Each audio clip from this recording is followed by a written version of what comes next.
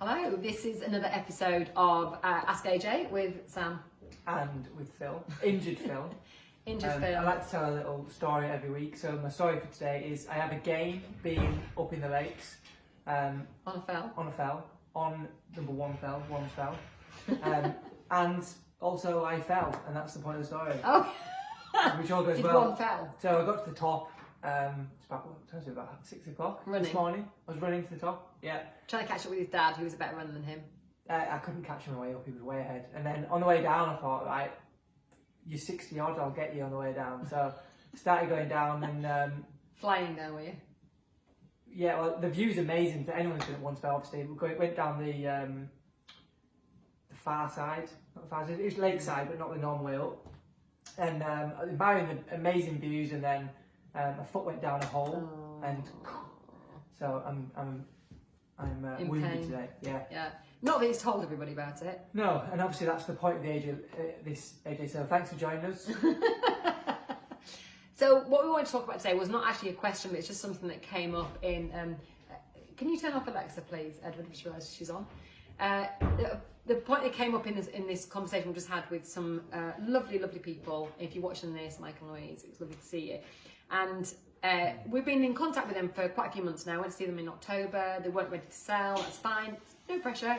We kept in touch with them a little bit, but really, you know, the ball was in their court. We were just here to support and guide them, whatever they decided to do. And then, now they're ready, which is great.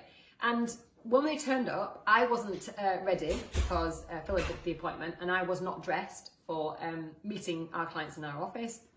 I'd walked into work and wearing my trainers, which, there you go. But what they said was that it helped them feel more relaxed. And I thought, well, when you walk in the estate agent's office and everybody's sitting there suited and booted and ties on and everything, maybe it's a bit of an intimidating place to be. And, you know, everybody seems to be busy doing something, and, you know, they might stare at you as if to say, well, what are you doing here? We don't have that relationship with our clients at all. We've got a really relaxed, informal, friendly relationship. We don't even think of them as clients, we think of them as friends. A lot of people we go and see, friend request us afterwards, don't they?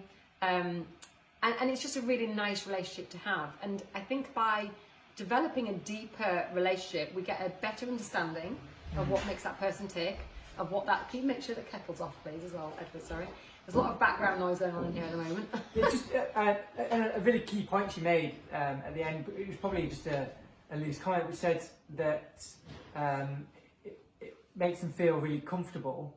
Can't even remember the point I was going to make now. Yeah, about so that we weren't suited and booted because they were naturally, you know, normally dressed, and we were normally dressed. That we were going to try and say. No, I was in nail a point. And okay, but I think that, you know, there's no barrier between you then, is there? So, you know, here's the point. Just got it back. So the point was that we're just here to help them. Yes. We're not here to sell anything she did to them. say that, We're not exactly, here to pitch to them. We're literally here to help them. And it's not necessary for that to be a client and company and corporate relationship. You don't have to label it, do you? No. It's just too... And don't get me wrong, I'm usually smarter than this. Wednesday's my dress down Wednesday. marketing day, and therefore I usually don't see clients. But yeah, it doesn't have to be a formal relationship. No. As long as we do everything we can to help them, and we can speak and manage buyers the best we possibly can, then that's the point. And I think actually when we talk to our buyers, I mean, I've had a long chat today with one of our lovely buyers who is just considering his purchase, and he's just trying to work out what the best thing to do is. Because I can talk about the owners on first name terms, I understand them, I understand what they're looking for, you know, I'm there to get the best for my clients, for our clients here. That it just puts me in a better position to be able to negotiate better with the buyer. So if you can understand everybody's motivations, then I think that you're actually a better consultant and guide and you know, mentor for people. And I think that's the point really we're making, that we don't seek to have this traditional estate agent, client, you know, or even vendor relationship. What we have is you know, something that's built on a firmer foundation than that, where people can, you know, I mean, we've had this before where we had a lovely friend, where she put a house on the market with us. We sold it. When we phoned up to say we've got £100,000 over the asking price, she burst into tears, said she didn't want to sell anymore. She realised how happy she was in the house. And we said, as long as you're happy, we're happy. She took us out for a coffee and a cake to say sorry to us. The buyer was very upset, which you can understand, but most importantly, our client was happy. However, 3 weeks later, she changed her mind and decided to sell anyway. So we took her through that whole process. So as long as our clients are happy, we're happy. And by understanding them and having a better relationship, and even having the friendship on Facebook, for example, so they could send us a quick text on a Sunday night, if that's what they feel comfortable about doing, that makes us happy, and it makes them happy. Yeah. The relationship always works best when it's when they feel they can just fire a message off to one of us, whether it's Edward, whether it's me, whether it's Sam, on WhatsApp or Facebook Messenger, whatever it may be. The stage has moved on, hasn't it? It's not like it was. It's not. I don't think it's a estate agency. I think it's the world of working together to run a business. But even that's working together. We're only here to help people. We're not here to try and get in the way of anything or to make a quick buck. No, but when I say it's moved on, I just mean that 10 years ago, Edward would not have given out his private mobile number to somebody who wanted to put an offer in on a house. But now that's what he does, and it's part of the way we do business, and people are very respectful of it, don't get me wrong, but people are expecting a higher level of intimacy, and that comes with its own risks and rewards. And I think that it makes us just better guides and mentors, and it helps us to support people better in their decisions. I think whatever those decisions A key word you used before was consultancy. I think that's probably where we are at best. We go into appointments with people we've never met before, and we don't try and sell to anyone. We're just consultants.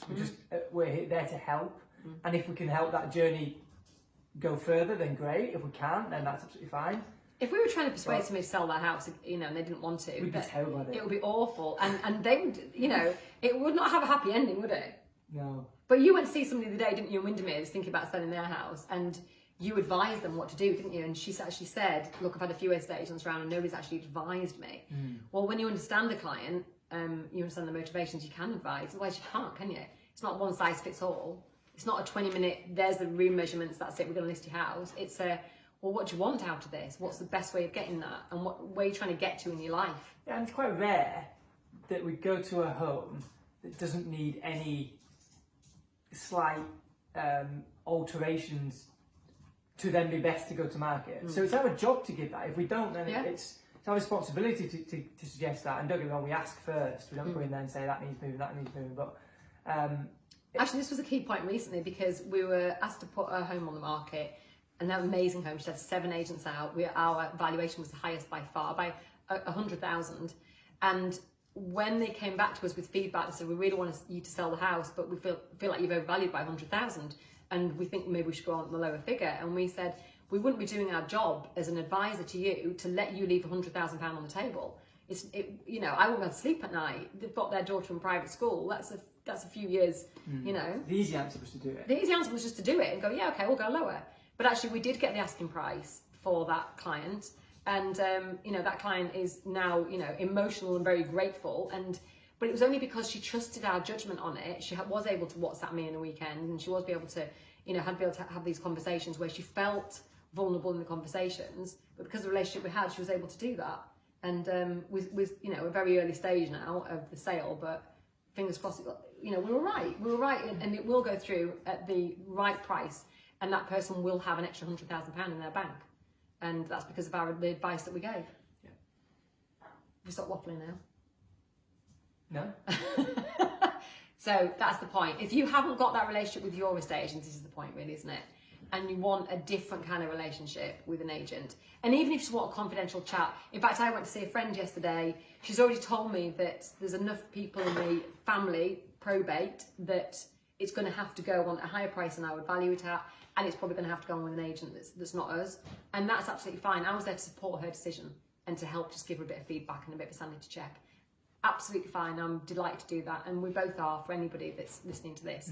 So even if you choose to stick with your current agent, the relationship we have is not conditional on whether you use us as agents. It's absolutely not. I mean, you won't be invited to a party, but... No, that's true. That's true. Yeah, I'll block you on Facebook. Yeah, but apart from that... And you won't get updates about my ankle injury. Which is actually a double-edged sword, isn't it? All right, well, thanks for watching this Ask AJ. If you have an actual question, we would love to hear it, and I promise you we will feature it. Sometimes we just like to riff a bit, don't we? To waffle. Yeah. All right, have a great day. Speak to you soon. Bye.